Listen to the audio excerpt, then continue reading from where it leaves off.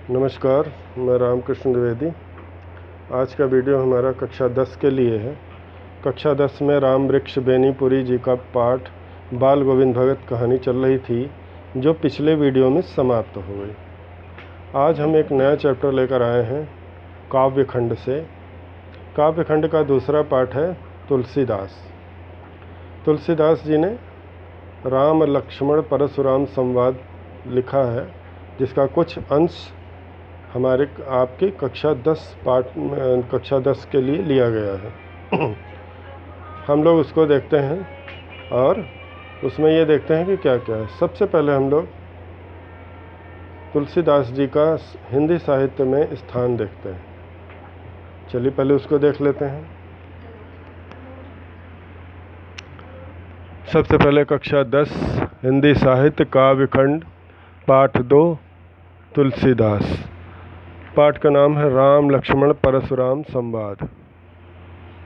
अब हिंदी साहित्य का इतिहास। सबसे पहले हमें तुलसीदास जी का हिंदी साहित्य में स्थान देखना पड़ेगा। यह हिंदी साहित्य का इतिहास।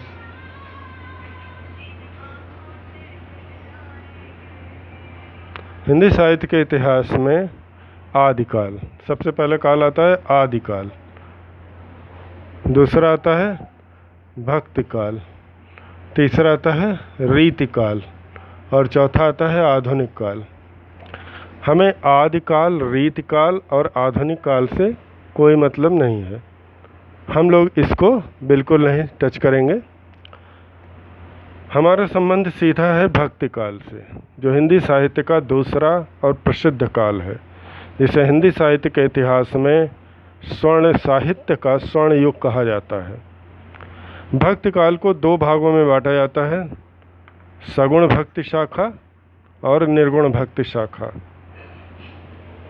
सगुण भक्ति शाखा वह है जिसमें ईश्वर के सजीव स्वरूप का वर्णन किया जाता था, यानी ईश्वर को एक शरीर माना जाता था और उसका पूजन किया जाता था। यानी कि हम ये कह सकते हैं कि जैसे हम और आप हैं, उसी तरह से ईश्वर को माना जाता था। जैसे राम, लक्ष्मण, कृष्ण, इन सबको वो साहित्य में स्थान देते थे। और भक्त जो था उसका एक स्वरूप बनाता था और उसी को अपना मानता था। उसको बोलते थे सगुण भक्ति धारा। निर्गुण भक्ति धारा में ऐसा नहीं था। वो ज्ञान को ही श्रेष्ठ मानते थे और ज्ञान को ही अपना सब कुछ बता करके उसको पूजते थे। तो सगुण में मूर्ति पूजा और व्यक्ति पूजा महत्वपूर्ण थी, जबकि निर्गुण में ऐसा कुछ भी नहीं था। सगुण भक्ति धारा दो भागों में बटी थी। पहली थी रामाश्रयी शाखा, दूसरी थी कृष्णाश्रयी शाखा। रामाश्रयी शाखा से मतलब हुआ कि राम का पर आश्रित रहने वाले भक्त या राम की पूजा करने वाले। तो रामाश्रयी शाखा के सबसे बड़े थे तुलसीदास, और कृष्णाश्रयी मतलब कृष्ण को अपना आराध्य ईश्वर मानने वाले जो थे, उनको कृष्ण आश्रयी शाखा में गिना जाता था। उनमें थे सूरदास, सबसे बड़े थे सूरदास। दूसरी थी निर्गुण भक्ति धारा, जो ये भी दो भागों में बटी थी। प्रेमाश्रयी शाखा। प्रेमाश्रयी शाखा में प्रेम के गीत, राजाओं की प्रशंसा, वीरों की प्रशंसा इत्यादि के गीत गाए जाते थे और इन्हीं कविताओं को लिखा जाता था। इसके सबसे बड़े कवि थे जायसी, जिनका पूरा नाम मलिक मोहम्मद जायसी था।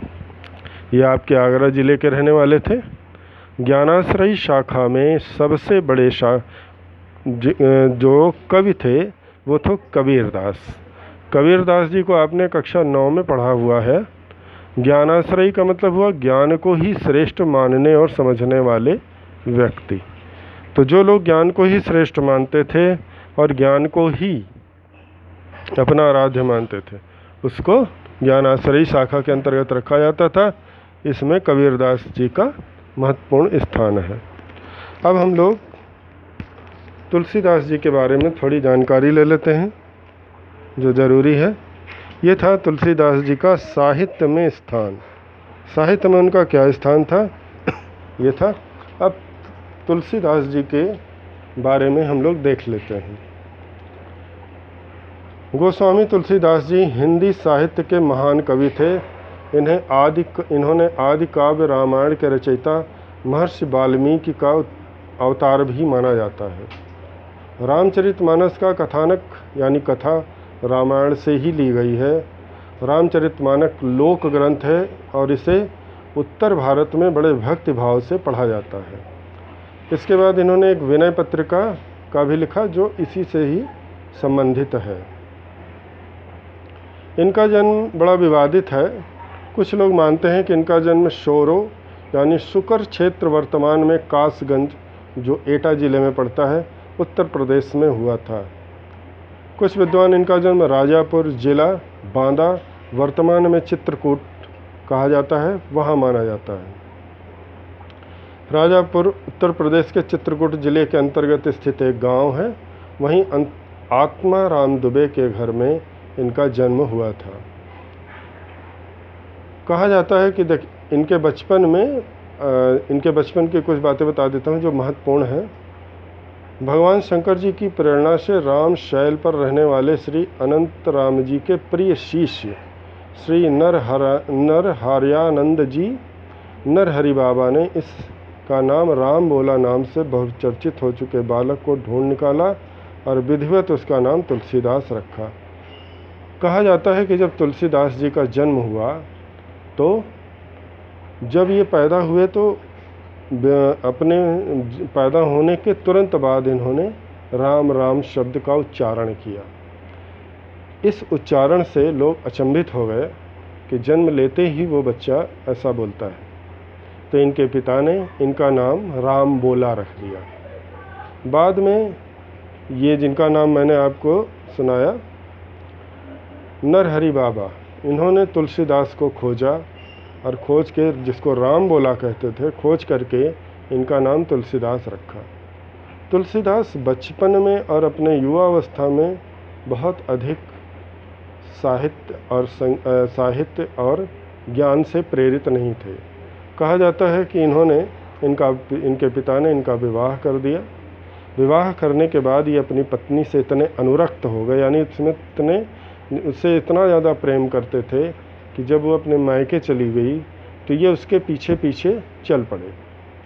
परंतु रास्ते में नदी उफरी हुई थी तो इन्होंने देखा कि उसमें कुछ तैर रहा है। ये उसी को पकड़ के नदी पार करके उस पार पहुंच गए। बाद में देखा तो वो एक लाश थी। उस लाश पर ये बैठकर चले गए। जब वो घर पहुँचे तो घर चारों तरफ से बंद था। तो उन्होंने देखा कि छत से एक रस्सी लटक रही है। उसी रस्सी को पकड़ करके ये छत पर पहुंच गए। तो ऊपर जाकर देखा कि वो रस्सी नहीं बल्कि एक सर्प था जो नीचे से ऊपर तक लटक रहा था। जब वहाँ पर ऊपर इनकी पत्नी ने इनको देखा तो इनकी पत्नी को बहुत क्रोध आया इनकी इस हरकत से और उसने कहा कि जितनी तन्मयता से तुम मेरे उपासना या मेरे पीछे लगे हुए हो उतनी ही तन्मयता से यदि तुम ईश्वर के पीछे लगे होते तो शायद तुम्हारा भला हो जाता। ये बात तुलसीदास जी के मन में लग गई और उन्हें वह बात बहुत बुरी लगी। उन्होंने तुरंत ही अपनी पत्नी के घर का त्याग किया और त्याग करके चल पड़े। उसके बाद उन्होंने फिर कभी पलट कर नहीं देखा और फिर साहित्य की साधना में ऐसे लग गए कि उन्होंने अपना खुद का अलग से परिचय बनाया। प्रस्तुत पाठ जो आप पढ़ने जा रहे हैं राम लक्ष्मण परशुराम संवाद, इसमें ये कहानी है। सबसे पहले इसका बैकग्राउंड में क्या स्टोरी है इसको समझ लेना चाहिए। इसको समझ करके ही हम आगे बढ़ते हैं। इसमें क्या होता है कि राजा जनक की पुत्री सीता होती हैं। सीता है सभी को पता है। सीता का स्वयंवर होता है। सीता के स्वयंवर की शर्त ये रखते हैं राजा जनक कि उनके पास परशुराम का दिया हुआ शिव जी का एक धनुष है। उस धनुष को कोई हिला भी नहीं पाता था। एक दिन क्या हुआ कि सीता ने उसे किसी कार्यवश एक स्थान से उठा करके दूसरे स्थान पर रख दिया। अब इस पराक्रम को देख करके जनक के मन में ये बात आई कि अगर सीता इतनी पराक्रमी और वो है तो हाँ, उसका पति भी उसी के समान होना चाहिए। जब उन्होंने ऐसा विचार किया तो उन्होंने ये शर्त रखी कि जो व्यक्ति शिव के इस धनुष को उठाकर इस पर डोर चढ़ाएगा, जिसे प्रत्यंचा बोलते हैं, कहीं डोर चढ़ाएगा और धनुष का और बाण का संधान करेगा, यानी इस पर बाण साध लेगा, उसी के साथ सीता का स्वयंवर होगा। ऐसी शर्त उन्होंने रखी। जनक के पास शिव का ये धनुष परशुराम जी की धरोहर था। परशुराम शिव के भक्त थे। शिव ने प्रसन्न होकर उन्हें ये धनुष दिया था, अपना अजेय धनुष। करें उसके बाद जब उनके पास वो रहता है, यही अजेय धनुष बाद में राम ने तोड़ा था। करें कि ये धनुष की ये शर्त देख करके सभी लोग वहाँ पर आते हैं।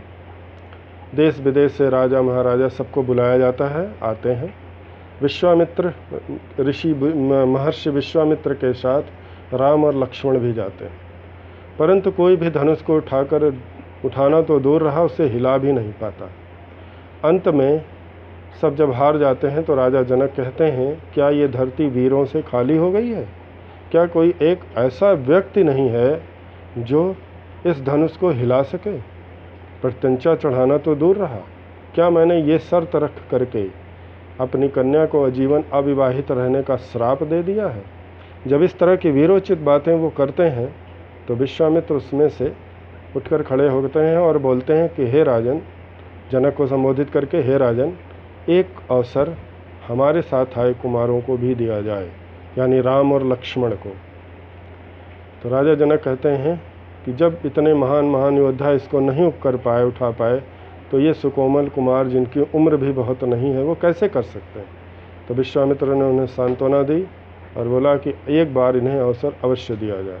और जब राम को ये अवसर मिला तो राम आए और धनुष को उठाया, उस पर प्रत्यंचा चढ़ाने लगे, डोर बांधने लगे, और तभी वो धनुष टूट गया। उस धनुष के टूटने से पूरे ब्रह्मांड में बहुत भयानक और गर्जना और आवाज़ें होने लगी, जिसको सुनकर परशुराम समझ गए कि शिव का धनुष टूट गया है।